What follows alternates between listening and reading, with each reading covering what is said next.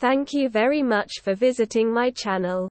If not difficult, like and subscribe to my channel to always be aware of events. If you have 15 to 30 papilli, you are a taster, and anything more than 30 means you are a super taster. Previous studies have suggested that babies can taste and smell in the womb through inhaling and swallowing amniotic fluid. However, these studies have been based on post-birth outcomes. Instead, the researchers tested whether babies can taste in the womb by assessing their reactions to flavors prior to birth. The team enlisted 100 pregnant women aged 18 to 40 and carried out 4D ultrasound scans at both 32 weeks and 36 weeks. The women were given a single capsule 20 minutes before each scan containing either 400 mg of carrot or 400 mg of kale powder, and were asked not to consume any other foods or flavored drinks that could affect the baby's reactions. Meanwhile, some women in a control group did not have either capsule. The results revealed that just a small amount of carrot or kale flavor was enough to stimulate a reaction in the fetuses. When the women consumed carrot, the fetuses tended to smile on the scan, but when they consumed the kale capsule, the fetuses tended to grimace.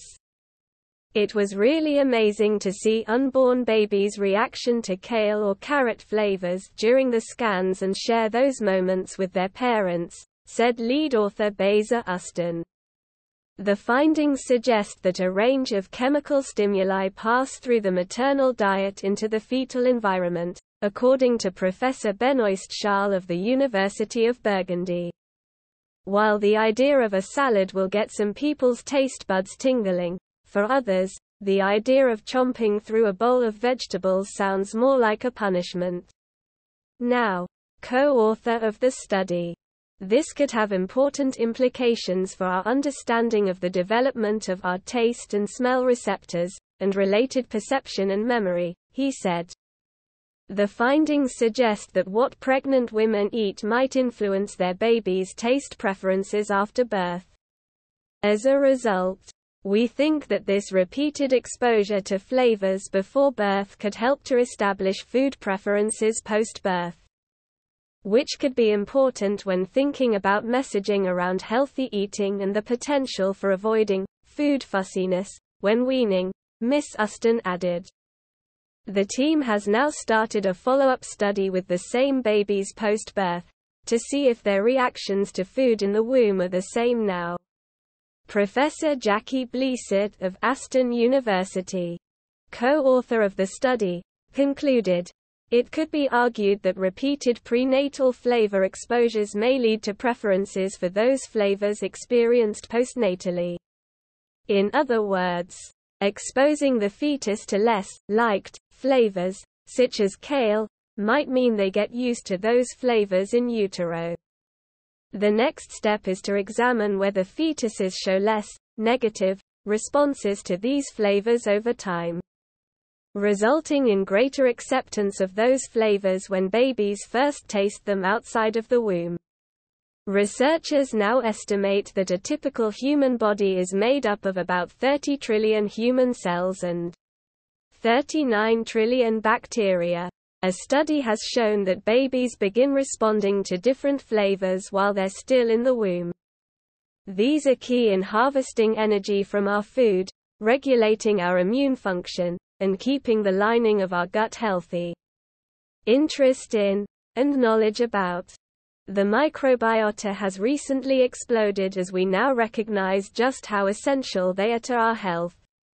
A healthy, balanced microbiome helps us break down foods, protects us from infection, trains our immune system and manufactures vitamins, such as K and B12. It also sends signals to our brain that can affect mood, anxiety and appetite. Imbalances in the gut are increasingly being linked to a range of conditions. Last year, scientists at California Institute of Technology found the first ever link between the gut and Parkinson's symptoms. The composition of our gut microbiota is partly determined by our genes, but can also be influenced by lifestyle factors such as our diet, alcohol intake and exercise. Researchers from Durham University took 4D ultrasound scans of 100 pregnant women to see how their unborn babies responded after being exposed to flavors from foods eaten by their mothers. The results showed how fetuses smiled shortly after their mothers had eaten carrot, but grimaced when their mothers opted for kale. The results could have implications for establishing healthy eating habits. To find out if you're a supertaster: 1. Darken your mouth by swirling around red wine. 2. Take a piece of notepaper with holes punched in the margin, which are around 6 mm in diameter. 3. The findings suggest that what pregnant women eat might influence their babies' taste preferences after birth. If this is the case, place a hole over your tongue and count the number of papillae, small fleshy projections, that pop through 4. If you have less than 15, you are a non-taster.